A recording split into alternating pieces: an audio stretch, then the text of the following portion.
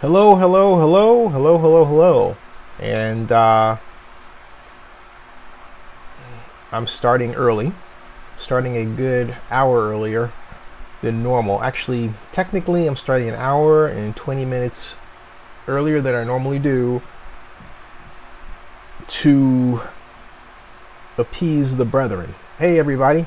And I know that a lot of you didn't expect me to be on early, but hey, Rick Rice, Rick One Shoe, Rick One Shoe. Hey Joseph, how you doing? Mr. Jones, me and Mr. Jones. I'm not gonna tell you what happened to Mrs. Jones. I've always wanted to say that. I know it's a little smart alecky, but hey, how you doing, Mr. Jones? How are you? How are you? I am, you're well, I'm well, we're all well. Chris Zamora, thank you very much for the birthday wish. Thank you. It was a nice birthday. And yes, I am double nickel. Double nickel. How about that? Double nickel. I am double nickel. And the stream is good. And we're here. It's 11:04, and I'm going to wait until a few others come in. It's 11:04, and I'm going to wait until just a few. And I got rid of my echo voice there. What is up? Double R. Double R means double nickel, right? Double nickel is like 55. That's double nickel. And let's see here. That's interesting. So we went from 8 to. There's always this one person that comes along and they come on just to thumb me down and leave. And it's, you know, it's just really weird. It's like some psycho. And I think I know who it is. So I'm just going to go and block them. Just because it's like they actually live for doing that. And it's like, wow. Hey, Hennessy, how you doing? Double R. Oh, double R, Rick Rice. Duh. That's right. Double R, double. And yes, I am wearing the mic, and I'm wearing the mic tonight because I got the fan on and back. It's a little warm. And I'm going to wait a little bit longer to more come in so I don't get this. Hey, would you give us a recap? Because there's something I want to show you. It has to do with the Raiders property. That, hey, Joshua, how you doing? Oh, you're right. I normally just ignore and block, but Maniac, it happens for every single video I put up. I swear to you, it doesn't matter when I put it up. It's like this person's psychotic, and it's got to be the same person because it happens like within the first I would say first 4 minutes of the video upload. It doesn't matter. And I'm thinking, wow, what a sicko. You know? So it's one of those things that just makes you go, yeah, I guess they are jealous, or I hope that's all. I hope it's not, you know, psychosis, right? Something where, you know, you have to wonder, hey, duck, flying debris, right? Yeah, something like that. Actually, that could be fun. That could be fun. That might be fun. And thank you. Yeah, it was like I said, I wanted to spend it here. Although I have to tell you about influencers, well, I'll do it another time. I want to get to, yeah, Bernard, you're right. This is enough already. Okay, you got it. All right, you got it. That's true. Saw the flood zone and said what? All right, yeah. No updates on the FAA review, but I got something bigger. I got something much bigger. I want you to see this. Hey, Bernard, how you doing? I want you guys to see this. Hold on a second. Let me go to show you. Well, first of all, I'm gonna start this recap by giving you a video of what went down in Las Vegas over the last week. Okay, and I think you gotta see that first. So I'm gonna hey Richard, how you doing? So I want everybody, hey, give us a thumbs up, and then I'm gonna take you down here and I'm gonna walk you through the news from last week because it's gonna set up what I have to show you. I'm gonna say straight out that there is a possibility that the Raiders' land is actually being built in a flood zone. Now you would say, no, that's not the case, or how? And that's. Let me show you what I've got here. All right, come with me. Quite literally under the sea. All right. I always wanted to say, come with me under the sea. Da, da, da, da, da, da. Damn. Okay. Video. This was freak flooding on Las Vegas Strip engulfs taxi under Link Hotel. Okay. Hey, how you doing, Mr. Blackman? Look at this. This is what happened under the Link Hotel last week. This was Friday night. Okay. This was Friday night. Look at this. This is the Link Hotel and Casino. Yeah. This sucker's flooded. I mean, it is bad. You got the guy standing on the hood and all that stuff. All right. Now, you've got not only that, body, look at this. Body recovered of person swept away in Las Vegas flooding. Look at this. This is from the Weather Channel. All right. And it's a little slow to come through video-wise, which is why I prefer they use YouTube. But this one, if this video doesn't come through in 3, 2, 1, 0, I'm gonna switch to the other one. This is, let's see if I can do it. Oh yeah, there we go. All right, it's buffering. This video, it says body recovered, a person swept away in Las Vegas in Vegas flash flooding. And I can skip this ad now. There's the skip, okay? And yeah, that's right. I'm gonna get to that, Cortez. As far as you're saying, it's been like that for years, which leads to a point, okay? See this? Look at that. All right. Look at all this rain and awful weather. This also happened during CES, but not to this extent. It rained. And you said that's old news, right? But hey, look, I've got, well, she's not old news, but the whole point is, but I've got some new news for you. I don't know if you know this, but an NFL stadium is being planned not near there, okay? Not too far from there, okay? And the reason why I say it like for that reason is to show you this, because you might say that is been that way for years. The flip side of it is the constant claim that Las Vegas doesn't get much rain, but right? But let's face it, twice this year, Vegas, this year alone, has been rains like that. Like that. Now, I want to show you something.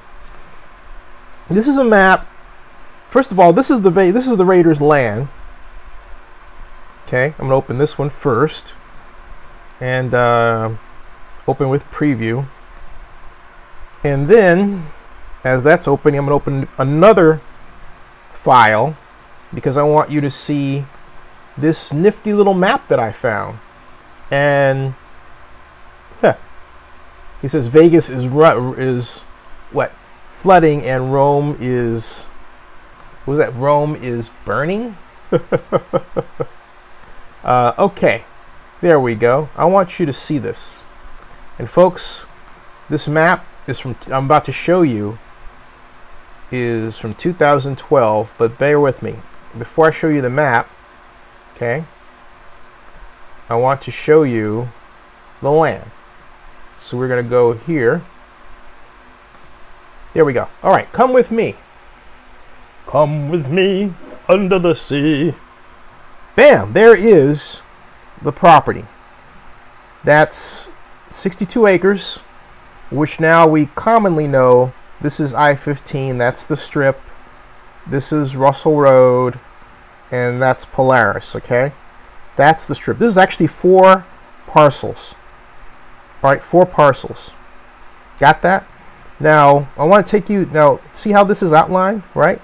Now, this, I told you this is Russell Road, right? Right here. And then this is Polaris, and then this is I-15, okay? Got it? Now, I want you to look at this. Widen that a little bit. And there we go. You see this? It says 1% annual chance flood discharge contained in channel. Now what is this? Look at that. Russell Road, and that's right there, I-15.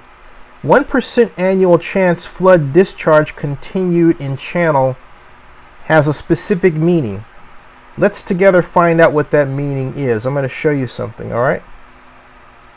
No, Jacob, hold on a second. That's not what, it doesn't mean what you think it is. I'm highlighting this and I'm copying it, okay? Copying it, all right? Boom. Now, let's go up, open a new window here, paste that in, all right? And then boom, see what we get. Zone definitions, all right? It says percent. They didn't give me the 1. Put the 1 in there, okay? Now, what does that mean? Zone definitions. Term definition, 1% annual chance flood, is this. Term definition means to provide a national standard without regional discrimination. The 1% annual chance 100-year flood has been adopted by the Federal Emergency Management Agency as the best flood for floodplain management and flood insurance purposes.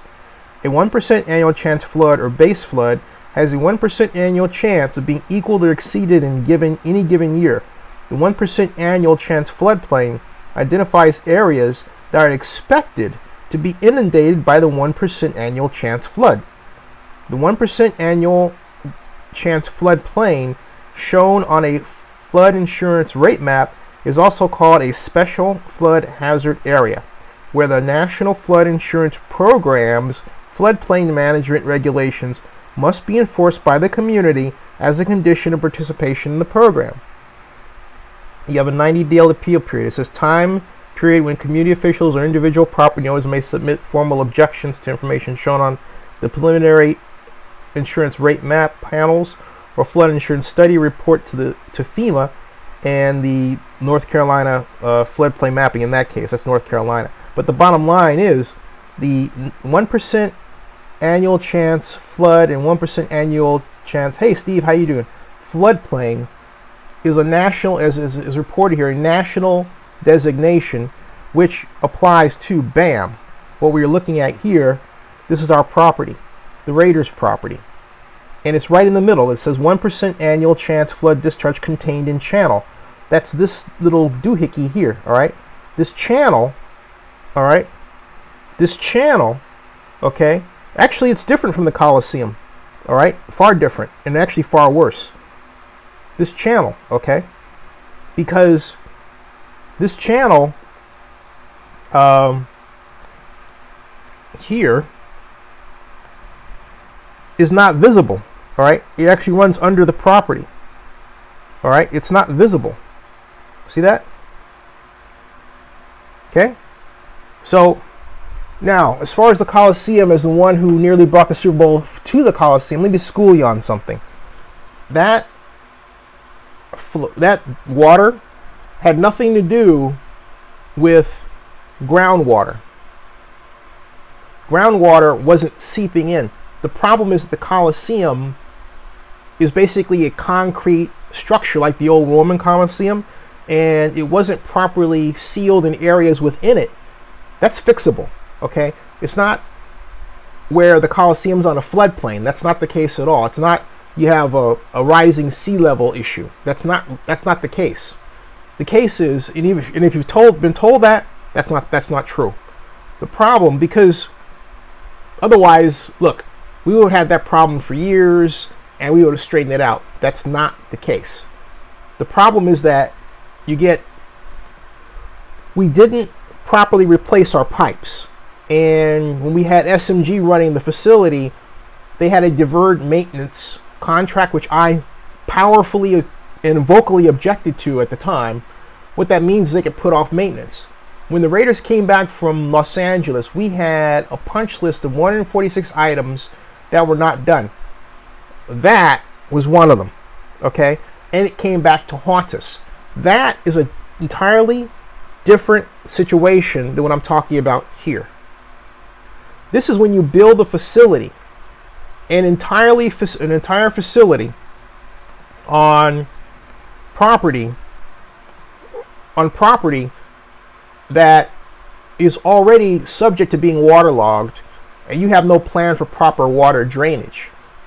You can have a plan for water not getting into the building, but what happens is that you don't have a plan for what happens when the roads around it get inundated with water. And you have to remember that, okay, this is the good neighbor, bad neighbor issue.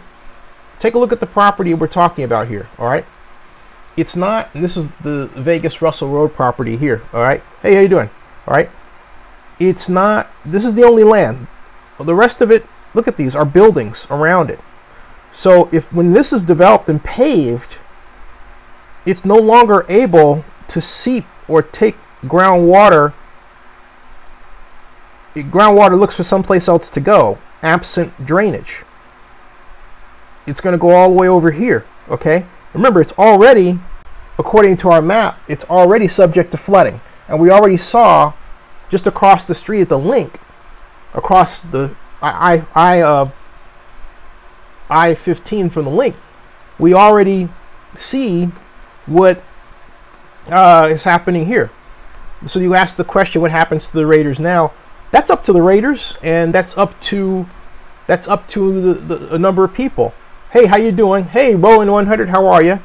And Christy Stevens, how you doing? Welcome. And so it's not. And Donut says isn't Vegas a desert? That's not the point. In fact, the main problem in Las Vegas is that, and this has to do with bad planning. There are so many projects. Actually, there's so many projects, okay, that what was once area of land that was able to soak up water is paved. And the reason why you have floods in so many of the streets is because there's not an adequate drainage system to handle the groundwater runoff. The more buildings are completed, the more the problem is exacerbated. But there's no facility that will be the size of the 62 acres that's paved if it gets that far at that land, okay? So, hey, Corey, how you doing? Hey, Christy, Forever Oakland, says it right off the bat. And Raider Fleet says, Zinni, the deal is already underwater. And Jacob P says, do you think this was told to the Raiders in the land survey? Jacob, that's an excellent question. I found another site where you can take the parcel, and and Ken, actually, no, Ken, it's a different problem. And to simplify it like that is to not understand the situation. It's entirely different. I mean, 1000% different. So, because as I said before you arrived, the Coliseum problem had more to do with internal plumbing than external, far more. It had nothing to do with external. I grew up in Oakland. I was there since I was 12. I can walk the Coliseum in a hard rain. It doesn't get flooded.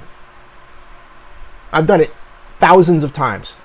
This is different. I'm talking about streets getting flooded like what happened last week, and that situation being exacerbated by the completion of a giant football stadium.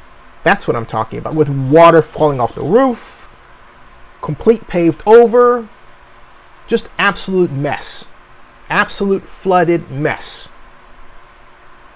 Now, how will they solve it?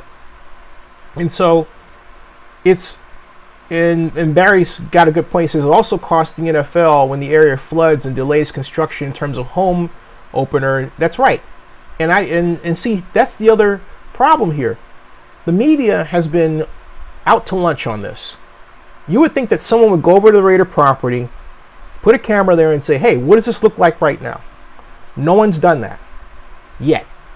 But how else we know what's going on? They didn't even want to tell you the Strip had a problem. It was buried among the information on the two major news websites, the Las Vegas Review-Journal and Las Vegas Sun. Horrible stuff. I mean, hey, truth hurts, but tell the truth. Okay? That's just life. You have to deal with it. So we have, hey, Go Raiders, welcome. How are you? And Dorian says, not as bad. Plumbing is the problem. Right, that's at the Coliseum. Eric Addison is right. It's easy to stay in Oakland. And because all of this was quite literally done on the come. And the more we dig into this, the more they dig into it, it's like that proverbial box that you open with the mini boxes in it. You open the other boxes and you don't quite know what's in the next box, right? Or it's like, let's make a deal with Money Hall. Hey, what's behind door number 2? Right here. Oh, it's a monorail. What's behind door number 3? It's a floodplain. Oh my God. You know, I mean, what next? Because we have more than 3 doors in this situation. We got a lot of them. We have 13 doors concerning lease. We've already opened 1. The lease is done. We got 12 more to go. What's next? Then we have, what's next, right? So Jacob P says, so a new stadium would affect this and make flooding worse. How often would you see this happen, and how would this affect the stadium? Easy question. Given the fact that this has happened in Las Vegas twice this year already, you can say it's going to happen twice. But the common seasonal pattern for rains is of this type are between July and September. So you have July, August, and September. So you've got the start of NFL training camp through preseason, and then the start of the regular season and into the first part of the regular season when this arrives. So that means that either the Raiders would have to schedule their games somewhere else or just knuckle down and fix this problem. The question is how? Now the answer, if you look at Atlanta's stadium here in North Georgia, is they built a 1.1 million cubic foot catch basin below the stadium. That's right. It's large enough to catch water. It's underground and it's out of sight. But you have to dig down in order to build the basin. The question is, have they factored that process in of digging down to catch it? And then once that's caught, they've got to funnel it back out to, there is the detention basin that Octavio Arias thought was an extra piece of land that could be developed. That's like 2 miles away, right? But they have to figure out a way to get it down there and eventually back to Lake Mead. So that's the issue. Now, and Cortez says, and now so there is blank over the place. Yeah.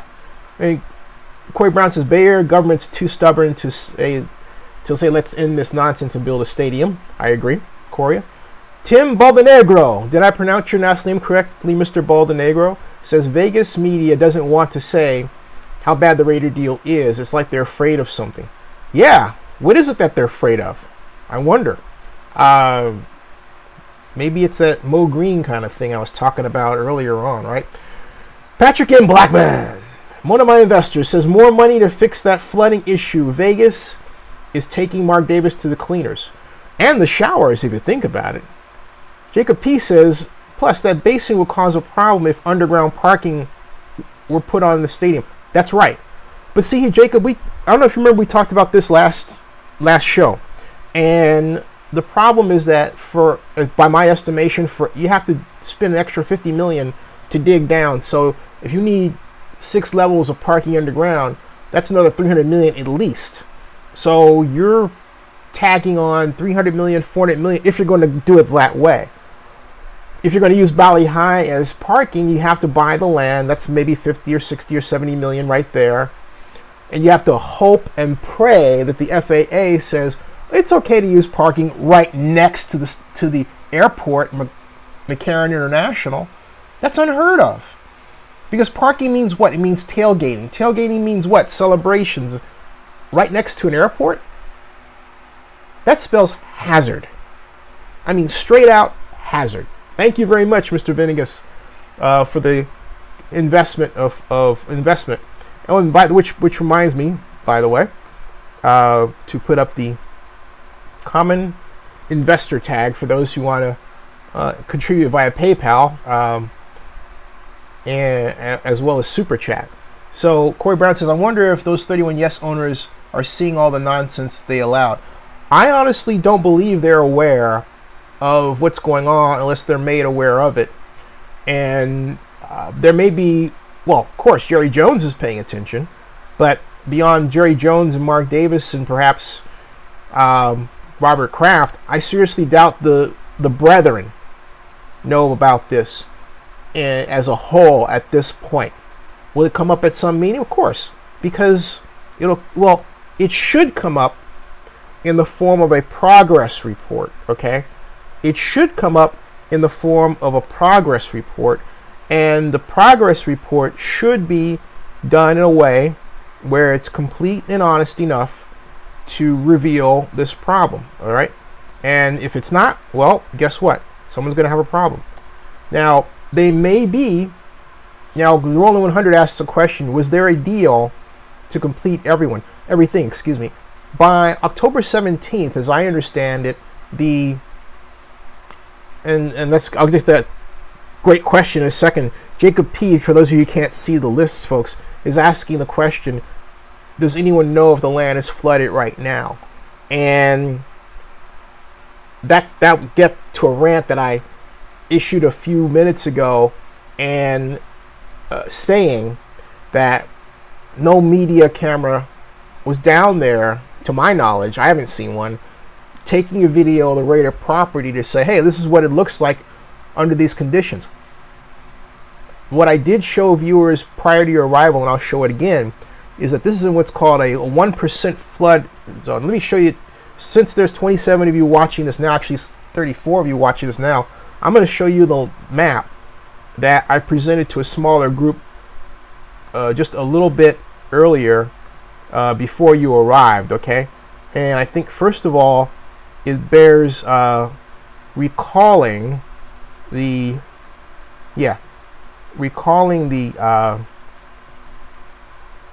picture of the Raiders Stadium, and I did. So here, I'm going to take all of you down there now. There's 32 of you. You can see again. First this is the land. This is the stadium, okay? Property. This is bounded by, as you may know right now, Russell Road, Interstate 15. There's the Strip. There's Mandalay Bay. This is Polaris. This is 62 acres. Now this map is called, right here, it's Regional Flood Control District, Clark County. All right, and it's Clark County unincorporated areas. And this was done in 2012. Now, remember, this was done 2002, 2012, I believe. It has the information here, which is it's Clark County, community, it's parcel, and then if we go up, we see that it was done there, 2002. Okay, September 27th, 2000. That's the effective date of revision. All right, let's go over here and take a look. This is, what is this? Okay, so what is that? That says Russell Road, right? What is that? That's I-15, right? That's interstate. That is Interstate 15, right?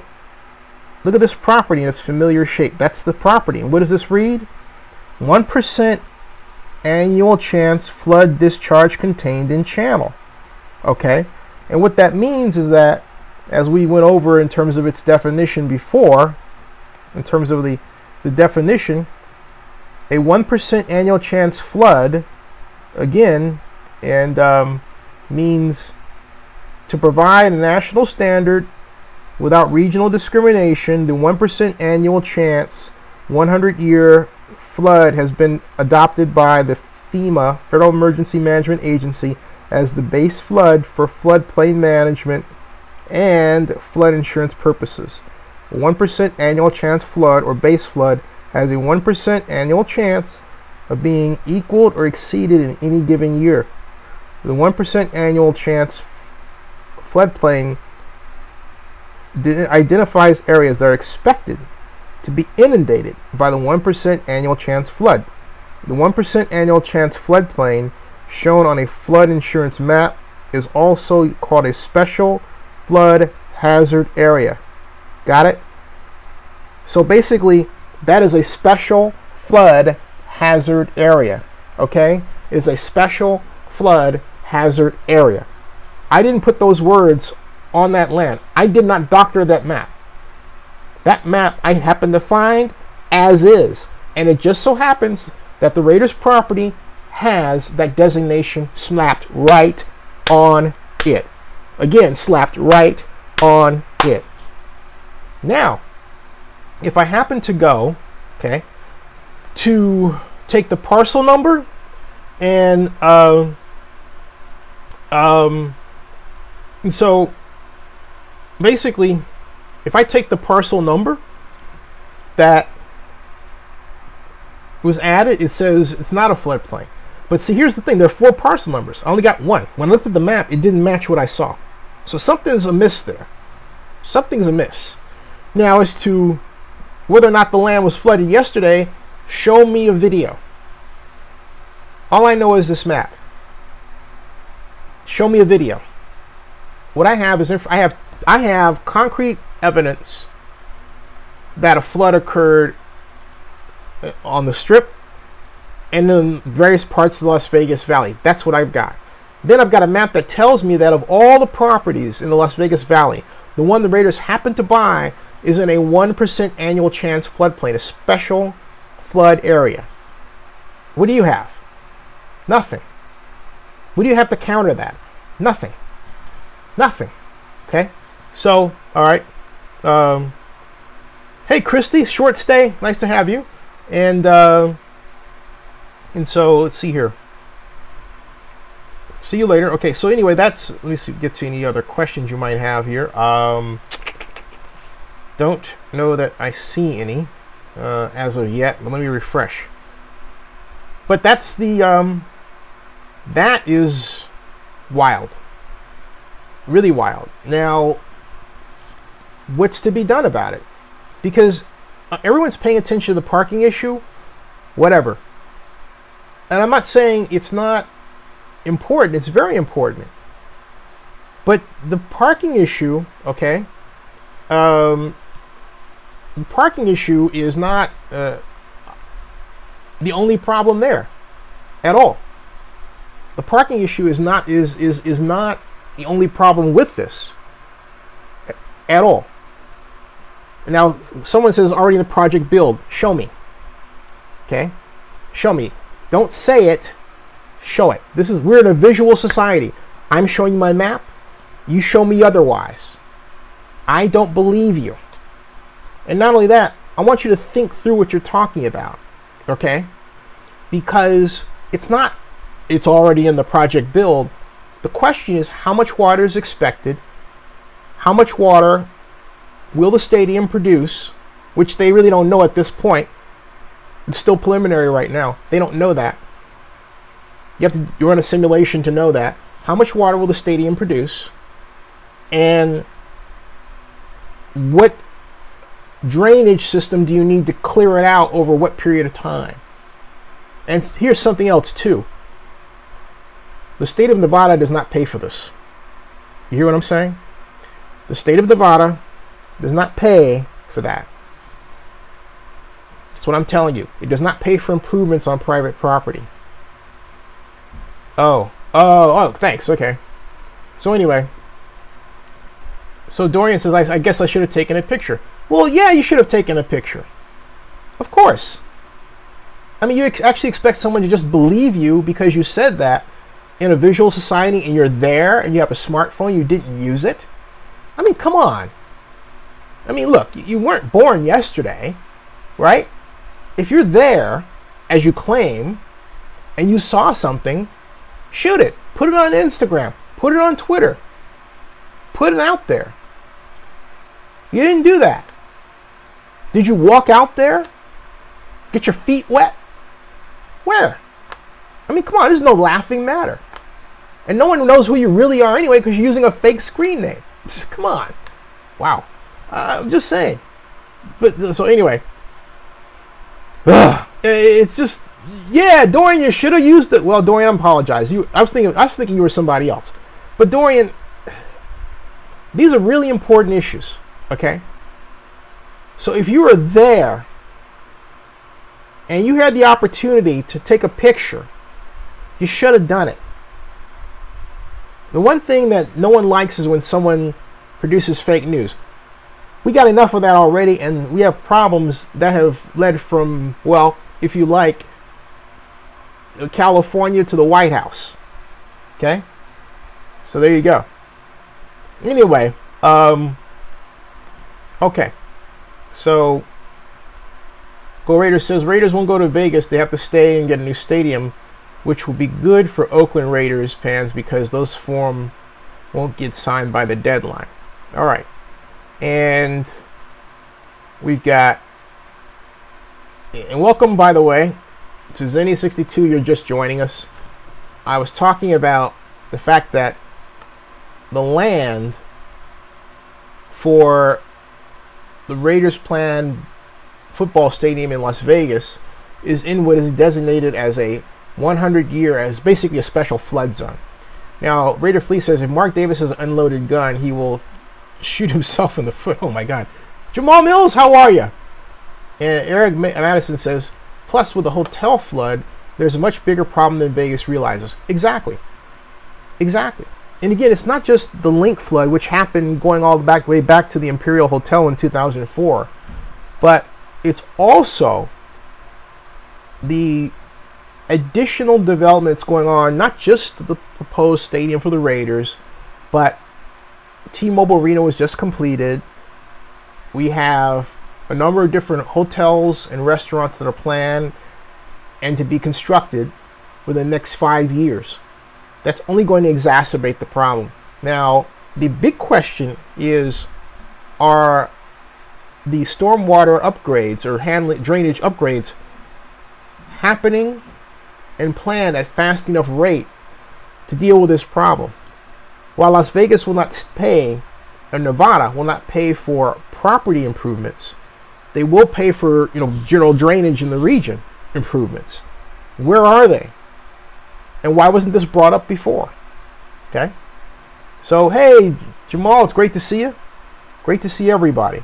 Now I'm going to shift gears here, and I'm going to talk about Derek Carr's statement regarding Super Bowls. And Richard Ray says, how you doing? And hi from Seattle. And so, Jacob P says, where are the signed forms at by this point? Oh, you mean in terms of the 13 documents? They're still in the process. The next meeting of the Las Vegas Stadium Authority is August 17th at 1 o'clock. I was told the Raiders are expected to sign the 2 non-relocation agreements, but right now there's been no fanfare about them signing either one. If they sign them, that means they unlock the financing for the stadium. If they don't sign them, it's a big issue. There are a lot of problems. A lot of problems with this proposal. And I've said it again, and I'll say it again. You cannot fit a square peg in terms of the NFL stadium into the round hole of this particular situation. I might add a small round hole at that. So you've got, Crawford says UNLV is looking good. It is looking very good. And it is looking very good. And I'm wondering if someone sold this property to the Raiders, not fully explained to them this situation. Joseph Jones says, if the FAA makes the stadium build lower into the ground for height reasons, the stadium will flood. Yeah, that'll be a huge problem. That'll be an enormous problem, Mr. Jones. But here's the other problem. If the FAA calls for such a sink, look at this, all right? This is why such a demand would be very difficult in that area. I want you to see this. Take a look. And everybody else. Welcome, everybody. If you are to build in this footprint, to build underground, you need extra space out here. And the question is, once you build underground, where are you going to put the dirt around it? Do you build underground and then what do you have it staying below? Do you use the dirt to cover it over? That's more expensive. in terms of earth shelter design. That's far more expensive, okay? What about all the properties around here? What's going on over here that such that you can't, that you interrupt the business flow of activity by the necessity to dig underground, okay? And then how far underground, okay? And when you dig underground, you have this mound that goes down and it changes the access points. You probably need even more land. Probably need even more land. Well, what am I saying? Probably because you got 62 acres. Remember, in the Oakland parlance, the NFL didn't want 55 acres. It wanted 100 plus acres. This is not much bigger than the situation the Raiders ran away from in Oakland. This is only 7 acres bigger. 55 plus 7 is 62. Okay? And we're dealing with a hypothetical in saying the FAA would have to say, drive down, right? Build down, right? But that costs some more land out. You build down, you got to go out. Raider Kuko, how you doing? And Crawford said the site is not as bad as Irwindale. Hello, Mr. Ramirez. And Joseph Jones says they control the airspace around the airport, so they can. And Corey says FAA can't make anyone do anything, just recommend. Okay. That's not true. I don't know where you're getting that from, Cortez, or who you are, but you have no idea what you're saying. On your part, that is simple, wishful thinking. Okay? But the reality is, and you've got to accept the reality, you'll be a very unhappy person, that this thing has a lot of problems. It really does. So, Raider Kuko says, Zinni, please remind me of the timing and when we can expect the Forever Oakland movement to make a decision on what action they will take. I will do that. It hasn't happened yet. I know we had a show later in the week, Wednesday. I got to check with Grizz about Monday, but I know we're going to meet, soon, and that'll certainly be on the agenda to discuss.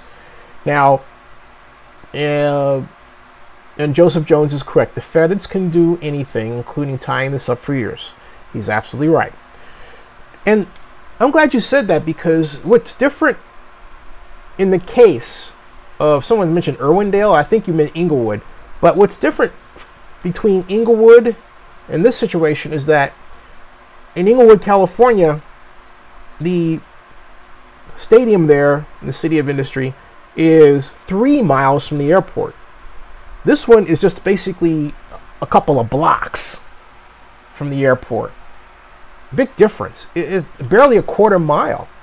So any activity moving closer to the airport, like using the property across the way for parking, as hypothetical, would trigger an FAA response.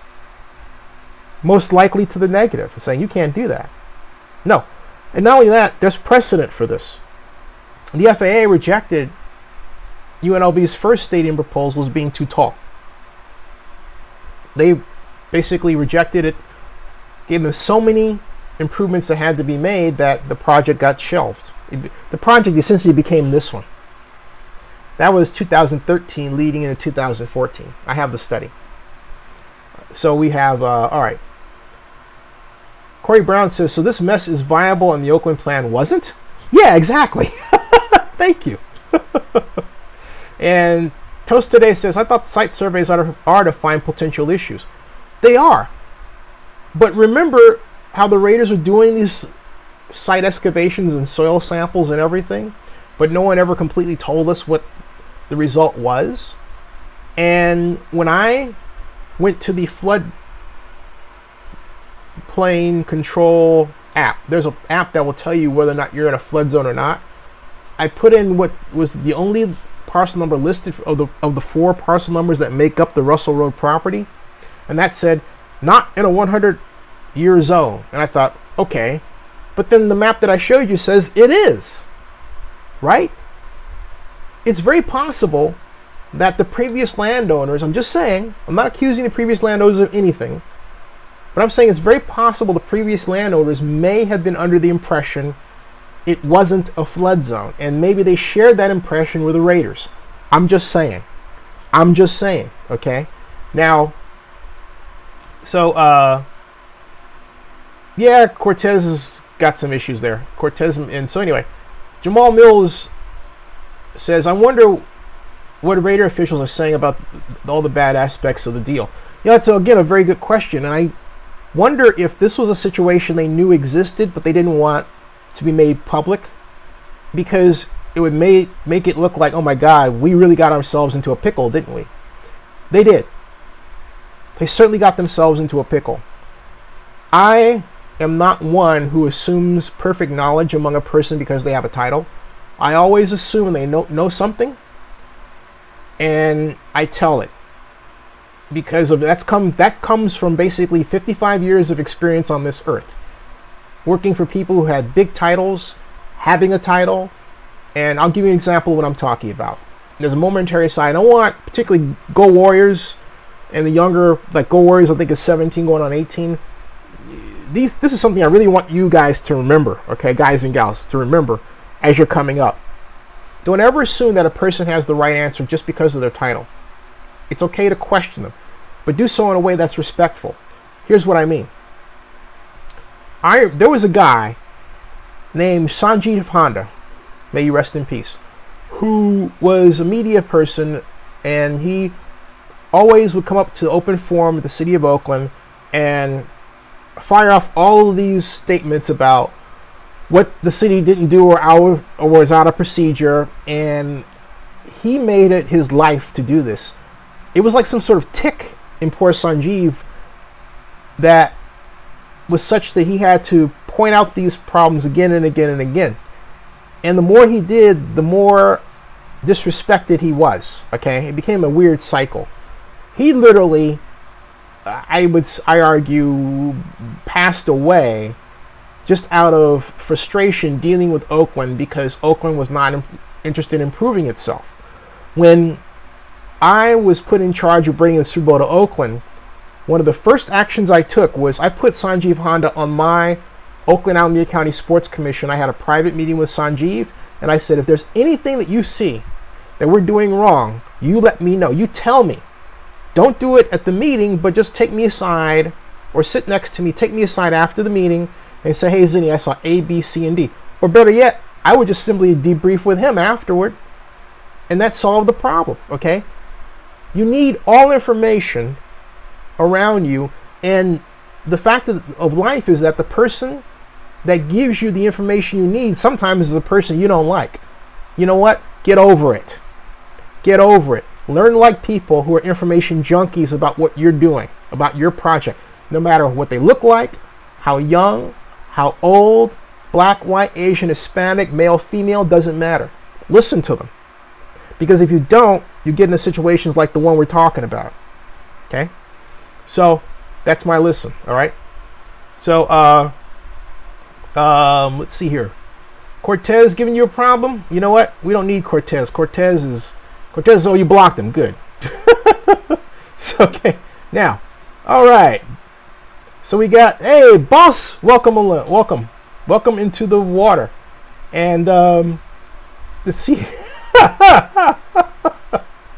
Boss is here. Jamal Mills says, I wonder what Raiders officials are. I got that part. And let's see here. Boss, we were talking about the land issue, and which I'm happy to repeat for you. And Joseph Jones says, Crawford, laugh out loud, really loud. Patrick and Blackman says, I wonder what Howie Long and Marcus Allen think about this now. Well, I'll ask them. I'll figure out a way to ask them. Welcome. We have now 41 people, 39. I welcome you to Zinni 62 Media. We're talking about the problem wherein, and I'm going to show you this right now for those of you who just joined us. Bear with me, folks. I'm going to get the land parcel, and then I'm going to get the map. This is the land. I'm going to bring you down, and so, oh, it's news. So anyway, this is the land, right? And this is the land. And so this is the map that I showed you right here. right there. It says 1% annual chance flood discharge contained in channel. What does that land? There's Russell Road, and that is Interstate 15 right there. Right now, get this. What does that mean for those of you who don't know? Let's go back to the definition. 1% annual chance flood and 1% annual chance floodplain. And here's the URL, okay, in flood maps, okay. This is for North Carolina, but it's a national standard without regional discrimination. The 1% annual chance 100-year flood has been adopted by FEMA as the base flood for floodplain management and flood insurance purposes. A 1% annual chance flood or base flood has a 1% annual chance of being equaled or exceeded in any given year. The 1% annual chance floodplain identifies areas that are expected to be inundated by the 1% annual chance flood. The 1% annual chance floodplain shown on a floor insurance rate map is also called a special flood hazard area. Got it? So what we're talking about is this, and I want you to pay attention to that, okay? Because what we're talking about, going back to the map and our designations, is quite simply this, bam, that's it. 1% annual chance flood discharge on the rated property. I didn't put this there, folks. This was adjusted in 2002. 2002. That language is right smack on the rated property right there. And boss, you said, why am I talking about something you and I talked on the phone? Because it's news. And I don't want somebody else breaking it before I do. Okay, there you go. That's why. I got a show to run. And I still need you as an investor, by the way. Got it? So, this is news you don't get anywhere else, and I want to keep it that way. So, please, I got investors to make happy. Invest. Bam, right there. Invest. So, what I'm pointing at, folks, is the link to PayPal where people can invest, okay? So, oh, I'm sorry, boss. That was, boy, but now I look like a fool. That wasn't what boss was getting after me about, okay? So, I have no idea what else he was talking about. That's me and my big mouth. Not me and Mrs. Jones, me and my big mouth. I stand corrected, boss, whatever it was that I... Anyway, okay, fine. So, Crawford says, Russell Road site can make a good water park. A good community pool, says Joseph Jones. Crawford says, ha. Boss, you really says, I wonder why nothing has been built there for all these years and it's so close to the strip. That may very well be the issue. You know? That may very well be the issue, boss. It may be because of this fact that it's a special flood zone. It has a special flood problem, all right? So, and again, let's see here. Cortez, Raider Fleet says Cortez had to leave because it's a flood hazard area. So, yeah, boss, I know you're shaking your head about me. I'm shaking my head too, man. What can I say? So anyway. Oh my gosh. Cortez can't swim. Folks, we wonder who Cortez is. Cortez is the latest in a long line of trolls who, well, not really a long line, but a distinguished line of trolls topped by Moneyman. Or was it Moneyman or Moneymaker? Moneyman, who would basically piss off the brethren with his crude remarks and pithy comments, occasionally pithy comments. I can't say that they were pithy all the time. That's too much of a compliment. But, you know, he was getting on the nerves of the brethren, and they at one point called for me to outright ban him.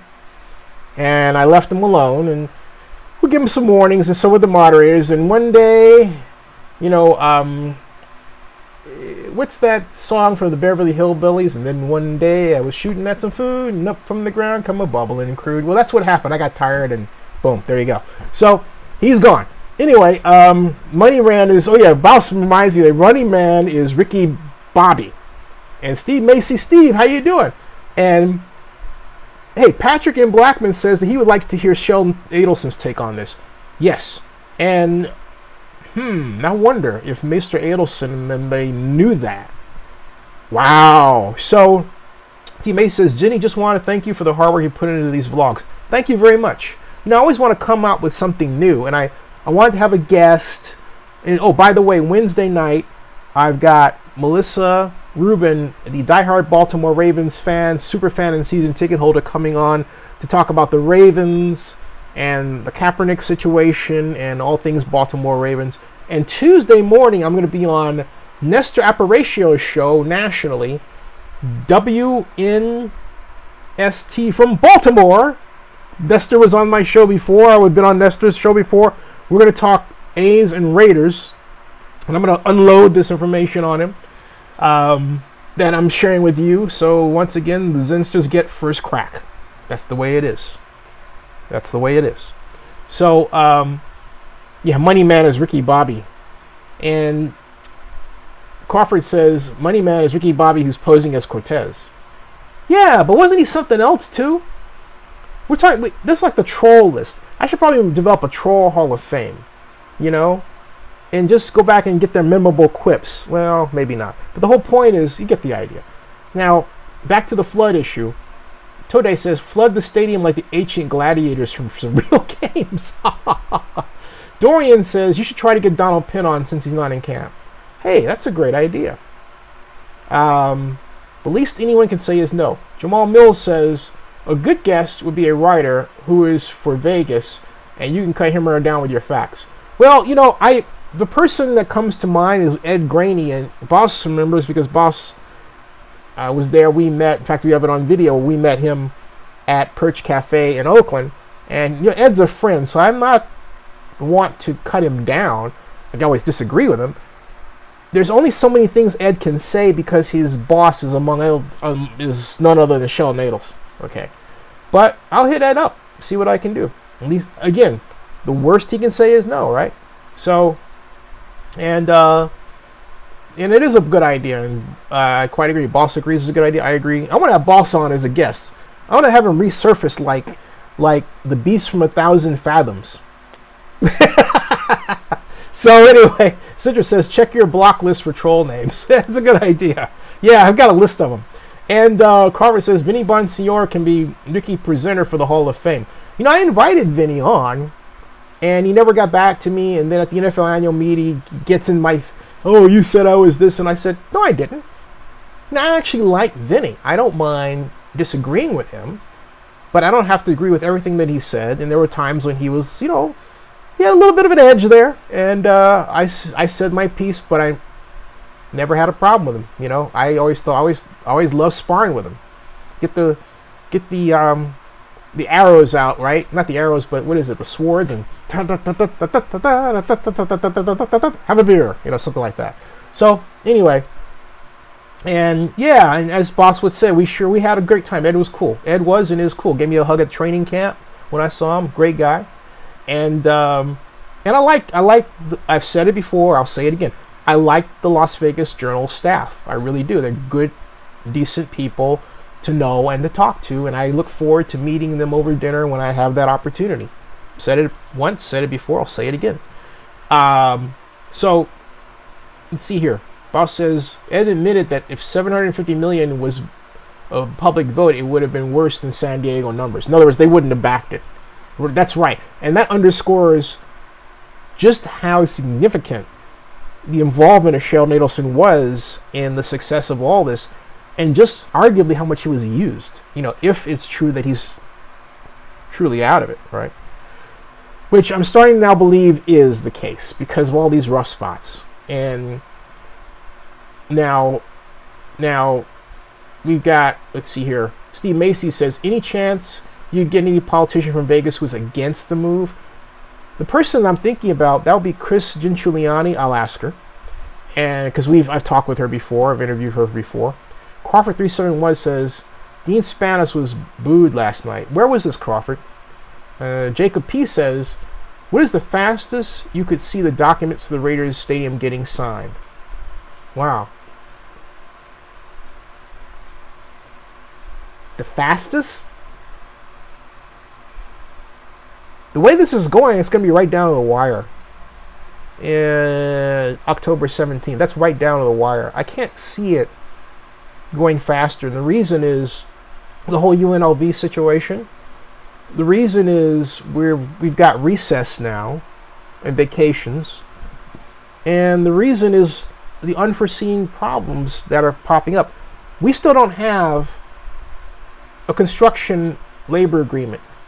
And not only that, I believe we may be facing a shortage of construction workers when all's said and done, which may impact this project. What do I mean? It was announced today that I believe in Tennessee, some of the projects, in Texas, some of the projects there were being impacted by a construction worker shortage. So they're finding it hard to get qualified people for the project. Now, I'm not saying that's automatically going to happen in Vegas, but it's certainly something to ask if that's the case. Right now, companies and individuals are being vetted to determine their readiness and ability to basically, find out if they have the credibility, certainty, and capacity, as my friend Phil Tagami used to say, to actually build or do their part to build an NFL stadium in Las Vegas. So, and if you don't know who Phil Tagami is, you go to Oakland Rotunda. His name is, he owns the building or his company. And then my name, along with his and others, are on the plaque at the bottom. Look for it. They put my name with Z-E-N-O-P-H-E-N instead of Owen, but whatever. Look for it. So we've got Steve Macy would like to see that interview. And, oh, wait a minute. I'm missing some comments here. And Bob says, how about the link I sent you earlier? I missed that. If you, by email? And so Bob says, new episode of Powers on Stars. Saw that. Steve Macy says, I would like to see that interview. And I would like to see, the Ed Graney one? Okay, yeah. I'll put that up. And you know what? I'll get that out to the investors in an email. So if you're not an investor, hey, do what Patrick M. Blackman does and Paul Venegas and others. Invest. And that way you'll get special emails and special announcements that others don't get. $2, $5, $50 would be fantastic. And hey, $20 would be fantastic. And you'll get your shares. An investment, not a donation. Vast difference. So, and we've got Crawford says, at the Hall of Fame when Tomlinson mentioned him. Okay. Juan Ramirez says, I would like to hear from the Browns fans and how they gather together during their lawsuit versus Art Modell. That's a great idea for a show. What advice could they provide to St. Louis, San Diego, and Oakland fans? It's a great idea, Mr. Ramirez. Joseph Jones asks, Zenny, do you think the Raiders used some of that $100 million allocated for Oakland to buy land in Vegas? I'm still wondering where the money came from. I think that, I do think that money was used, but not necessarily for the land. I still hold to the idea, or I should say, the suspicion, that the land was purchased with money that was provided up front by Sheldon Adelson in Las Vegas stands, perhaps to the tune of $200 million. So, hey, Go Warriors, I'll see you. Thanks for stopping by. And remember what I was telling you, Go Warriors, about, titles. So anyway, as I was saying, I believe it came from Mr. Adelson. I really do. And I believe it caused him to double down on how upset he was. Something else you have to remember, though, it goes with an article that came out around late November about how Mark Davis and Sheldon Adelson were planning the internal interior design of the stadium. And there was talk that Mark Davis had gotten to like the Sheldon Adelson family so well that he was going to leave the Raiders to Mr. Adelson's kids. I mean, it was all that deep feeling that was all shattered when Adelson and Andy Abu discovered that they were being double-crossed, So, that water is still under the bridge, excuse the, what sounds like a pun right now under the circumstances. But the water may be under the bridge, but it may not have flowed past the bridge, okay? Yeah. So anyway, that quite didn't fit, but I'm making it fit. but I'll work on that, Juan Ramirez, about the Cleveland Browns idea. And let's see here. Henry Flores says, "Hey, Mr. Flores, how are you?" He says, "Zinni, if Sheldon is so powerful, would it be wise to think that this Vegas deal will never come to fruition?" I think so. And Raider Flea says, "Hey, Zinni, how do I invest from my phone?" Oh, right here. You should be able to see this if you, if I click invest here, that link right there, click on that link. It's coming up right now on your end. You should be able to click on that, okay? And that link, that's a live link. It should take you to PayPal. So let me know if that works for you. If not, the other alternative is just to go to the definition page down below. It has a link, PayPal link as well. So you should be able to see that if you go here, press on the arrow that's shaped like this and press on it. It unfolds and gives you the description. You see the link there, 2 ways. So that's how you should do that. So yeah, so I got the answer. We've got the other problem of the Raiders now asking themselves if perhaps they were goaded in spending. Thank you, Mr. Mills, for the investment of $5 there. You have to ask if they were goaded, the Raiders, into spending a bit more money than they should have. Now, I have to look at myself here because I said the land was $90 million. I didn't think the check that it was a floodplain at the time, so that made me look just as bad, right? But the simple fact of the matter is, I'm not the one. If I'm the one charged with making a decision, I'm not doing that on my own. I'm doing it with a group of people as the Raiders are doing it. Someone among them could have checked this situation out. And if they did, do they have the proper mitigation plan for it? They've had a long time. I have to answer no at this stage because of all the other examples around in Las Vegas. Let's take the link, okay? I understand the property owners were warned about these issues and chose to do nothing about them. You have a number of examples of that in Las Vegas where you have property owners that can install the proper mitigation methods for floods, and yet they choose not to act. How do we know that's not the case here? We're talking about a giant facility, the largest of its kind ever built in the Las Vegas Valley. It's gonna have a dramatic environmental impact without question in all kinds of ways, including the one we're talking about. So Bossy really says Adelson probably don't care, and Jerry Jones probably made a deal with him. And Boss, I think you're on to something. Dorian says Donald Penn deserves more money, but he's going about the wrong way. Bravo to Reggie for not caving in the Penn. An example needs to be made for other players. Boss says Vegas bigwigs are sharks. Davis is in over his head. Mo Green. Anyway, Tony Piling. Hey, how are you, Mr. Piling? Hey, Zinni, just tuning in. He says, hope I haven't missed a lot. I am delighted to you missed Mr. Piling, but I'm going to recite the information. And Jacob P says you have, but I'm going to give you the condensed Cliff Notes version with visuals. Bear with me for a second. And Clear Flores says, Bouse, that may be true, but if you were Sheldon Adelson and Mark did what he did, what would you do? I would go Joe Pesci on him.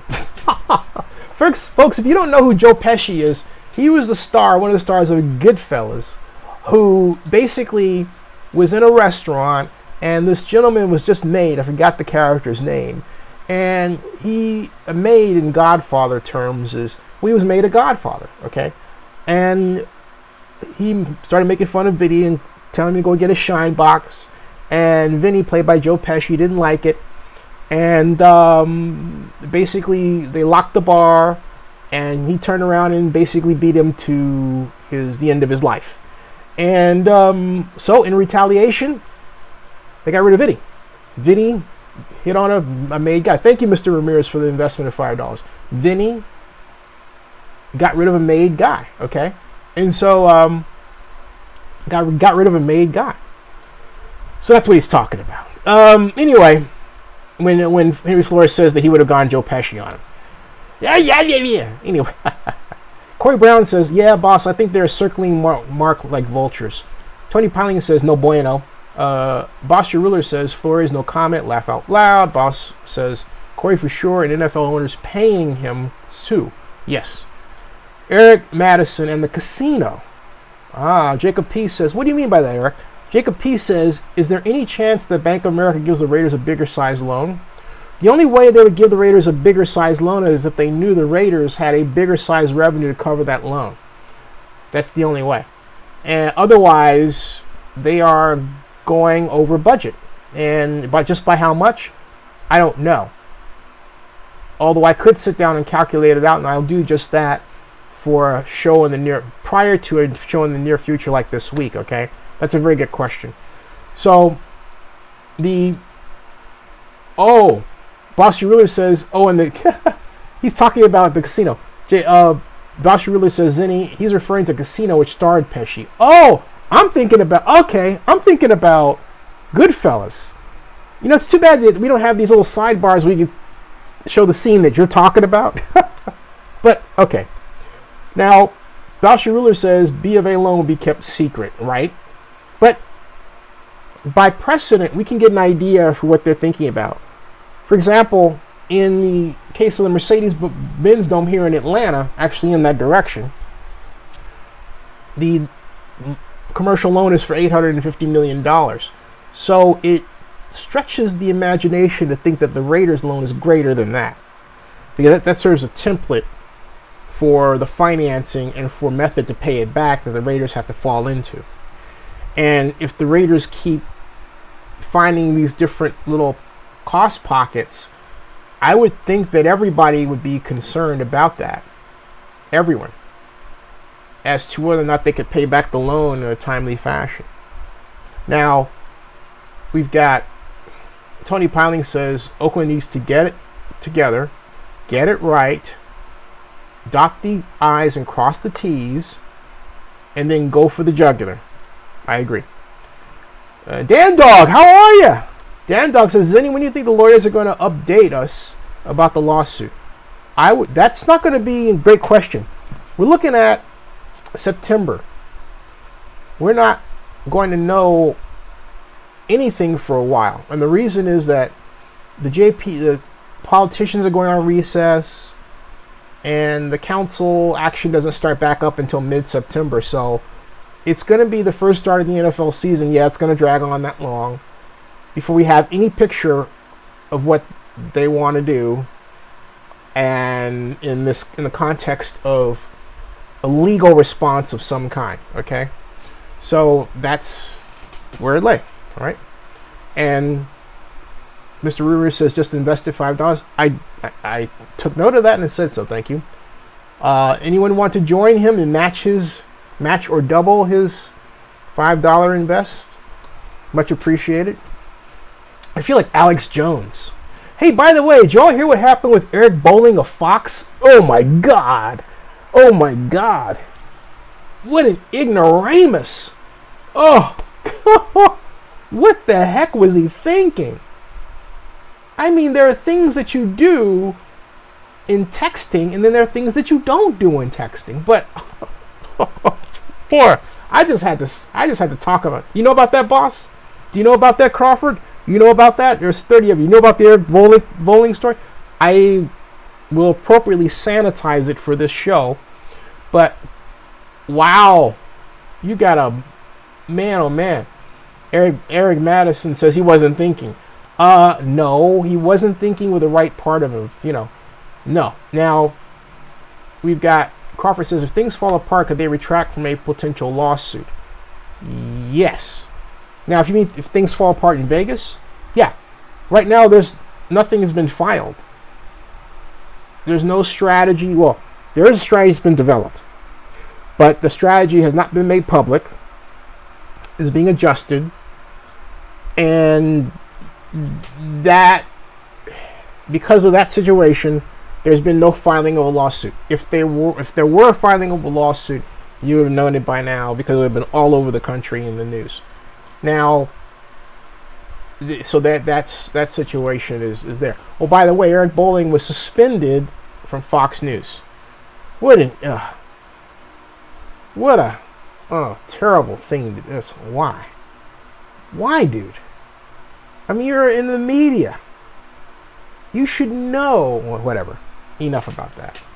I'm not a Fox News fan. I just think it's sadly funny. Okay, I'm just saying. I wish he. Yeah, that was, as Crawford says, that was a kamikaze meltdown of nuclear proportions. And I've never even heard of Eric Bolling before that. I was like, who? Who's that? Oh, he did what? You know, wow. So, boss says, guys talking lawsuits, but politicians need to approve going forward. And, you know, boss, I agree with you. The politicians need to get behind it, but I'm really weary of anything that smacks of public money. And so I really do. I mean, I don't think we need to get a situation where we're thought of as wanting their tax dollars when there's litigation financing that can be gotten. And we can fight this as litigation finance in the public interest, okay? Where you raise, you know, $10 to $20 million. You have the right attorneys to do it rather than passing the hat for like $6,000 here or $10,000 there, all right? That's what I'm talking about. You have talked about that before. So anyway, we've got Joseph Davis says, I'm concerned the NFL has turned into a performance league, not interested in winning as much as money, and the look similar to wrestling. This is obviously shown with the Colin Kaepernick situation. But hey, check this, all right? Fox News thinks Fox News is awesome. But no, that's not what I'm talking about. Check this. Did you all watch the Hall of Fame last night? Did you hear what Jerry Jones said afterward on the NFL Network, where he said that only 7% of NFL fans attended games, and he was crowing about that? Do you realize that means that to the NFL, the season ticket holding fan is not as important as it used to be? At least that's how I interpret it. It's like, all right, you've got 93% of the people out there that never attend a game. So it doesn't matter where the team moves. We're going to have our viewers, our fans, right? That's a dangerous thing to say. And not only that, when he said that 7%, over what period of time? 1 year?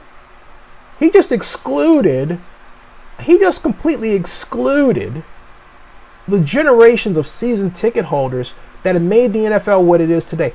I thought that was a sloppy statement for Jerry Jones to make. I know he's ecstatically happy to be in the Hall of Fame. I'm happy for him that he's in the Hall of Fame. But he made a statement like that if I were advising him, I would have said, you know what, don't say that. Think it, but don't say that. It sends the wrong message. So he doesn't seem to care. So Crawford Boss says NFL will be done by 2030. Rick Rice says he can't stand Jerry Jones. Bossarula says, Crawford, I miss Bill O'Reilly and his false facts. So which do you choose? Do you choose Bill O'Reilly or Eric Bolling? Or like, was there, you know, I'm wondering. Anyway, Bossarula says Jerry Jones is Stephen Marconi from Last Boy Scout. I haven't seen The Last Boy Scout. Now here's the thing. I love Gil Brandt. Gil Brandt was the man who ushered in computerized scouting, sadly lost his job to Jerry Jones when Jones came in, fired Tom Landry and the great brass that created the Dallas Cowboys brand. The brand, okay? But Gil's still with NFL Network, still is applying his trade at 84 years old. I had the pleasure of interviewing him when I saw him at Raider training camp 2 Saturdays ago. Wow, time flies. Time flies. That was something. And so, Derek Mason said, don't forget Glenn Beck. Crawford 371 says, if Johnny Manziel gets a job before Kaepernick does, there will be a riot of epic proportions on social media. Yeah, I agree. And Crawford says, that haircut of Jerry Jones is rocking. And Bossarilla says, Jerry had the Really? I have to take a look. I thought he looked nice yesterday. I like the kicks. I like the Nike kicks he was wearing with his shoes. The Nike kicks were given to him, by Phil Knight, the owner of Nike. He was rocking them. I want a pair like those. Now, Juan Ramirez says, could you reach out to Lorenzo Neal? I'll try. And I'll try. And so, more investments, folks. Always recommend it. Juan Ramirez says, have him as a guest and give his take on the last performance. And then Joseph Davis says, Miami was talking about Romo, Griffin, and Cutler. Production versus health and cost to cap. This makes no sense with guys like Colin out there, and there's still talk about this. And what haircut? I got no hair. So boss is saying that Zenny has his haircut. Yeah, I got a nice newbie. I was told, I was at a meeting, and it was an NAACP Oakland meeting. My friend John Russo was running for city attorney the first time, and the short brother came over as a group of us, and John is introducing John, and John's white, and so as John is talking and he's finished, this short brother comes over and says to me like this. He looks at me and goes, in front of everybody, "You have the perfect Nubian head." So so whenever somebody talks about my haircut, I think about that. You have the perfect Nubian head. And watch, somebody's going to come up to me at an airport and say, "You have the perfect Nubian head." Thank you. Oh, it is a Nubian head. What can I say? So, it is. So, Ryan says, very good video. Crawford says, Jerry Jones is good friends with Rupert Murdoch, who is boss at Fox. Yeah, but how does that play in this? And so, Tony Piling says, is the NFL's interest growing in London, and this market is fizzling due to all the CTE issues and off-the-field antics? I believe that the CTE issues and the off-the-field antics, as you put them, have not deterred from the game at all, because we are sadly used to off-the-field antics as an issue in media anyway. So it's not where people are saying, well, gee, I don't know if I want to be associated with the NFL at this point. Now, could it get worse? Of course. But not right now. It's not there. So we've got Brian Stewart says, I want 2 Met. Okay, I don't know what he's saying. Boss says, no, not your invisible natural, but Jerry Jones' haircut was last night. Okay. Boss doesn't like the haircut. I got to take a look at it. Corey Brown says, he ever interviewed the Dolphins owner. I have not formally. No, that's not true. Once I did. But other than that, I interviewed Mr. Ross once. And I've talked to him privately a number of times. So, okay. So, Ryan says he wants to meet me. Ryan, I want to meet my next wife. I may even know her already. Okay. So I'm just saying, she might be, I kind of noticed a certain person. Anyway, I'm not even going to go over there about her. But the future looks bright. Anyway, Crawford371 says it was a Village Warrior haircut. A Village Warrior haircut. What is a Village Warrior haircut? That's interesting. All right. Derek, it's 12:26. I want to go to 12:45. And here's the thing. Derek Carr said that the Raiders he expects to win multiple Super Bowls. What bothers me about that statement is today is August 6th. The NFL preseason hasn't officially gone underway, save for the Hall of Fame game. The first game of the rest comes this Wednesday. There's too much Raider talk about winning. Things they haven't won. And I've never heard that before from these Oakland Raiders. These Oakland Raiders need to pipe down, keep their heads low, and work and grind and let their talk speak on the field, not off the field. They are sending up too many tags, which will be bows and markers for people to hit them on their face or wherever, they're targets. They're making themselves targets is what I'm trying to tell you and everybody else, and it's a bad thing. So we've got Boss Ruler saying, Tony Piley asked me if I've reached out to Plunkett. I have not. And Boss is basically saying the Raiders are, in love with them smelling themselves too much, as he put it. Henry Flores says that this is why E.J. Manuel was brought in to light a fire under Carr, which I think will eventually happen. E.J. Manuel leads just by his play. Have you seen the ball come out of his arm? Whew! That dude can chuck it. I'm saying, that dude can chuck it. I'll say it again. That dude can chuck it. Oh yeah, he can chuck it. E.J. Manuel. Rick Rice says they asked him about his goals and he was being honest. I'm glad he wants to win multiple. Now I know about his goals, but my whole point is that you can be honest and say, my goal is to focus on playing good football. And that's what training camp is for. That's a goal. Why not say that? Why does it have to be these goals where it's implied that I'm going to step over everybody else right now to get to the promised land I haven't even played yet? I'm telling you, it's going to come back to haunt them. I'm telling you that. Okay? So we got, no, Jay Schrader could not throw as well as E.J. Manuel. I'm sorry. E.J. has one of the best short passing arms I've ever seen. I'm not saying he can't throw it deep. No. But he's got a laser. That thing, boom, it hits his target. He has got a laser. So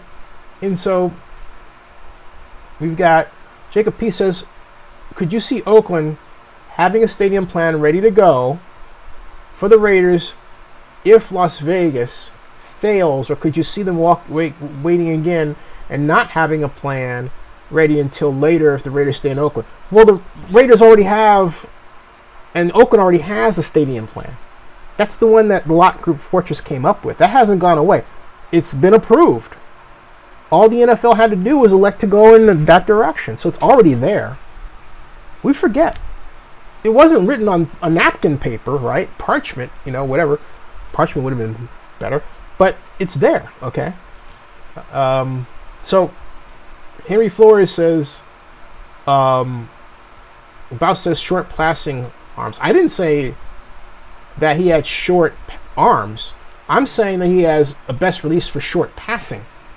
For a short passing game. He reminds me a lot of Jamarcus Russell, which points to the unused, yes, I did say that. Which points to, yes, I did say that. Which points to, yes, I did say it, the unused enormous talent potential of J. Russ.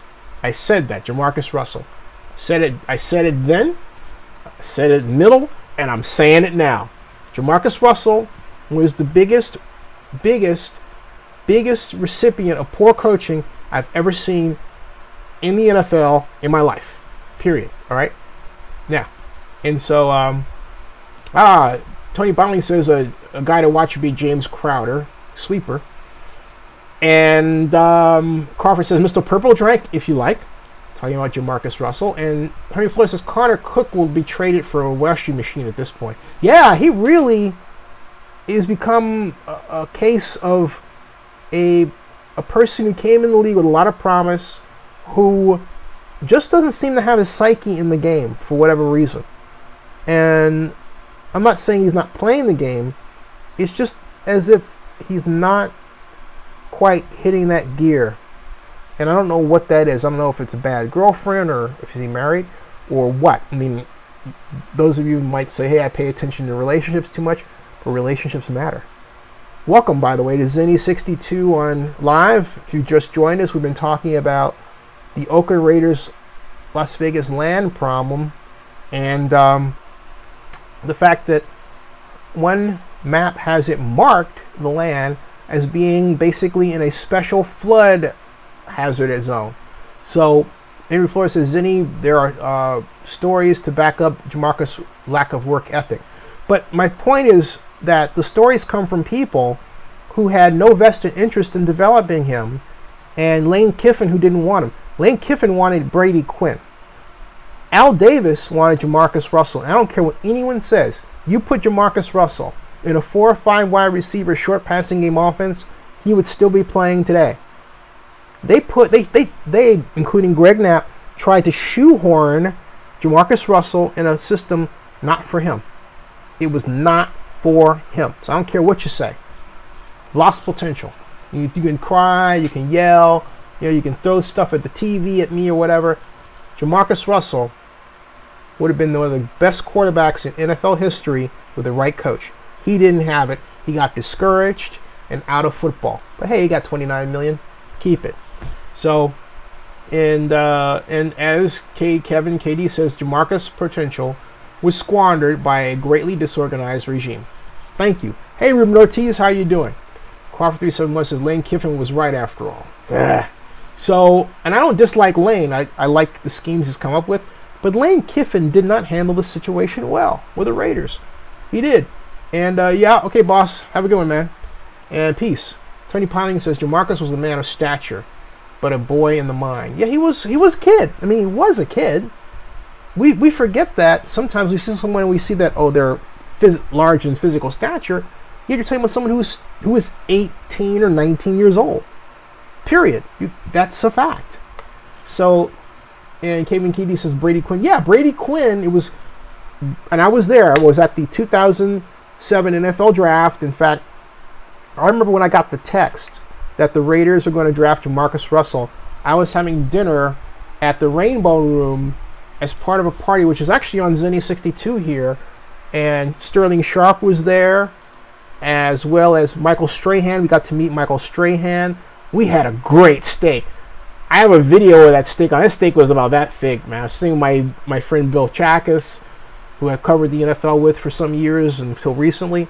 And we had a terrific time. I got a text that the Raiders, that was the night, that was the night before the draft. And I got a text that the Raiders were going to pick Jamarcus Russell.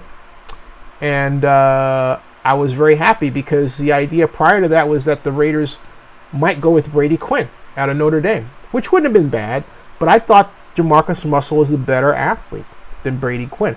Not taking anything away from Quinn's abilities in the West Coast offense, I just thought Russell was better. So anyway, hey, good night, Jacob. Good night. And folks, don't forget to invest when you can. And so, yeah. And Kevin KD says, ho, ho, man. Brady Quinn, that's sad, hilarious at the same time. Hey, true. And Brady ended up going to, I think it was Cleveland, the Browns, yeah. Yes, I did say that, the Cleveland Browns. And Rick Rice says, Zinni loves the black quarterback. I stand by the brothers. Yes, I do. I am not afraid to say that. And not afraid to say that. So we've got, Tony Piling says, could you imagine if the Raiders held on to Terrell Pryor, yes, and you got him the flip to wide receiver with Crabtree and Cooper? Wow. I wanted him to stay at quarterback. I thought the Raiders had an outstanding opportunity to field an exciting offense, but they chickened out because they just weren't about the idea of installing a great read option offense or anything like. Can you imagine if the Raiders had hired as their offensive coordinator not Greg Knapp, but of course the former offensive coordinator at Stanford, who was the offensive coordinator of the 49ers under Colin Kaepernick, that installed the read option offense that they ran, and he would have just been an outstanding person to Greg, yeah, that's right, thank you, Greg Roman, who Greg Roman would have been outstanding for Terrell Pryor. Greg Roman would have extended Terrell Pryor's career as a quarterback beyond, okay? But that didn't happen. Very sadly, it did not happen.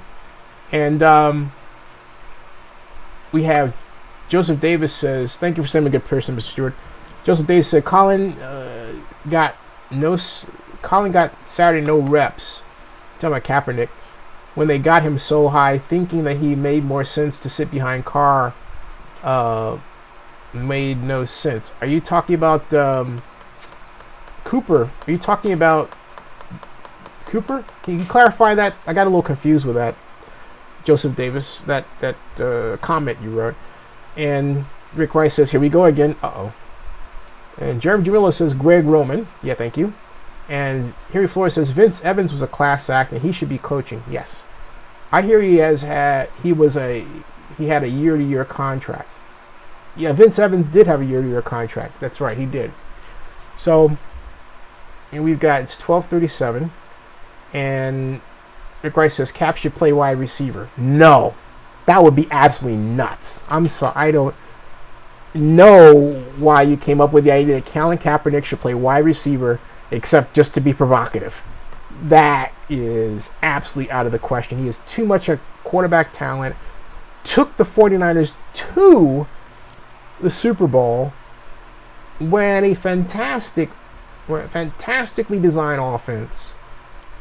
And the only problem they had the previous year was that they didn't really tweak the offense to deal with the adjustments that were being made to stop it by opposing NFL defenses. So, no. Kaepernick as wide receiver, that's crazy. That's crazy. So, Henry Flores says, Zinni, what happened to Vince Young? He's in the CFL. Lee Steinberg he's one of Lee Steinberg's clients, my friend who's a sports agent. And Daniel Vasquez, Daniel, how are you? Says, Zinni, saying Jamarcus Russell will still be playing, it's everyone else's fault, but his own is typical. It's got nothing to do with being liberal. That's silly. You know, I'm really sick and tired of people who rest on these liberal conservative things. That is such simplistic thinking. You know, there's a guy that wrote this Google manifesto, which I made a video about, and it was nothing more than an immature rant from a guy who has no experience with women. That's all it was, and needs to be out more in socializing. But people online were talking about it, and one person just knee-jerk said that the guy was liberal when he was conservative, if anybody bothered to read what he wrote. Who cares? Okay? Look, stop with this simplistic thinking. Engineer your mind along a path toward looking in depth at problems, and particularly in policy analysis problems in society. But knock it off. You know, that becomes ridiculous. I mean, really, it does. So, we've got Joseph Davis says, yeah, mixed up names, Cooper. Okay, got it. And Jeremy Jumelo says, Cap should go to Canada and come back in a couple of years. Now you should stay in America. Tony Piling says, if we didn't get beast mode this year, I was praying the Raiders would pick up Samaje Perine. He's going to be a monster for Washington. I agree. And Henry Flores says, I meant what happened to him. He was a Madden cover, and now he's, in the CFL. But, you know, I actually forecast that. I was there when Vince Young was drafted in New York at the NFL draft in 2006. Vince is a big man. He brought over 100 people to Radio City Music Hall. I have never seen one family entourage before or since, that was my second year covering the NFL draft, that large. And now I'm into this is my 12th year, going to my 13th year of covering the NFL draft, okay? I've never seen anything like that. He brought a number of people bigger than the town that cannabis company that just brought, okay? So it was wild. And when I saw that, and the fact that Major Adams was his agent, and I thought, you know what? He has a lot of people pulling at him, and it's not going to serve him well. And sadly, that was the case. Plus, he didn't go to a place with the right offense. It would have been great to see Vince Young with the Texans. But that didn't happen. So, we've got Vince Young is, injured and released by he's released by the Blue Bombers. Okay. Thanks for the update, Kevin KD. I didn't know that. And let's see here. We've got Tony Piling says, hey, Zinni, I'd like to join a fantasy league. Will I play? I'll think about it. And Kevin KD says, that's too big. Only immediate family and your lady love. That's it. Yeah. I mean, you could not. I already had my position down in the Grand Lounge at Radio City Music Hall for where I was doing my videos and interviews and updates. It was right next to the interview area. We're in the interview area, but right next to not far from the table where the players would sit. And they came down, and wow, it was SRO, standing room only. Packed. And they were all over the place. all over. I mean, my God, it was Vince had taken over.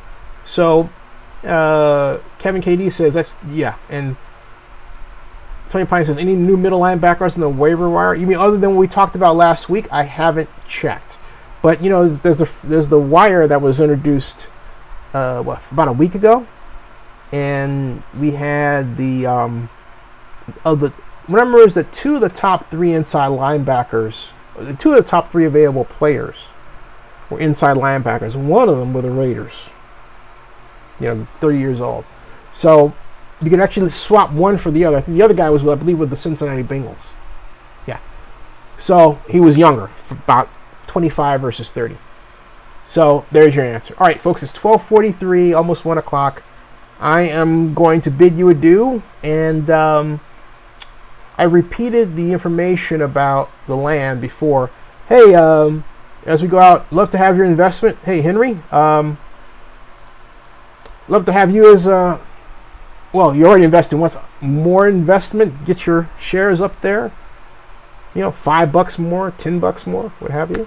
Everybody else, there's 34 of you. If 34 of you invested just $2, that would be fantastic. Absolutely fantastic. This keeps me going and contributes to the tills and all this the other bells and whistles that you've seen on occasion. But you're going to see a lot more. But also, when you invest, there's a private group, a private email that you become part of and goes out. And and everybody's benefited from it, I think, quite well. And there's a survey that I sent out the other day that I have to check. So yeah. So Harry Flores says, Zinni, will Ken Norton be replaced if the defense struggles? We have several defensive coaches. I could see that happening, but I doubt it. And the reason is I don't believe the problem is more a Ken Norton problem than a Jack Del Rio scheme problem, because Norton was brought in to essentially coach a scheme that Del Rio's familiar with. This isn't a case of Del Rio hiring a man who is unfamiliar, who has his own genius scheme, and no one else does it, and Del Rio's going to turn him loose. So I'm not calling Ken Norton not smart or anything. Please don't read into that. No. But I'm saying that Norton wasn't brought in to be a Buddy Ryan, okay? He wasn't brought in, or a Rex Ryan. He wasn't brought in as the defensive specialist that he's going to leave alone. That said, Ken Norton Jr. was brought in to basically install the Seattle defense. Wow. But the Seattle defense is based on the same USC principles that Coach Del Rio's familiar with, as is Ken Norton Jr., okay, from Pete Carroll. So my point, so there is the tie-in. There is the tie-in. Some say that the Raiders are building a Seattle style of defense. Yes, but I contend it's not a good idea to just cookie cutter borrow something, as opposed to using the base but saying, hey, what problems are here? For example, why do we have to have our players two-gap? Something I've criticized that exists in that defense before, okay? And then improve on it. And understand what makes it tick, and understand its problems, and don't replicate those problems. Like you would say, what problems? Well, it's a shell. They're asking you to play a shell. That shell design is susceptible to short passes in the middle, between the hooks, okay, at various places, and also play action. So, especially play action. So, and also wheel routes. Out of 3 wide receivers on one side, inside slot guy going this way. Those are 3 areas of vulnerability I've described already. So, and Troy Pilling says, more blitzing disguised blitzing. I quite agree. And any buffet recommendations for Vegas, you're saying? Yeah, Circus Circuits has a great buffet. I like. Another great buffet is in a restaurant, if it's still there, called America, with this huge American flag kind of, motifs. I loved America. Great eggs. Another great buffet. Let me think. Great buffets. Another great buffet that comes to mind is in the I keep coming back to Circus Circus. Circus Circus has a great buffet. I'm sure somebody else might want to chime in with another one. And so do I think Sean Smith gets cut or traded? And I would say Sean Smith stays for now. I don't think he gets cut just yet, because they have too rich a secondary right now with that core. And that core, I believe, with these 2 draft picks signed, talking about Obi and talking about Galeon, I think they've got the stuff to be something special. So yeah. All right. So anyway, I'm gone, folks. Good night, and see you tomorrow. Thank you for tuning in. I'll start earlier from now on, 11 o'clock, and if I can't, I'll let you know. See you guys. All right, take care. See ya.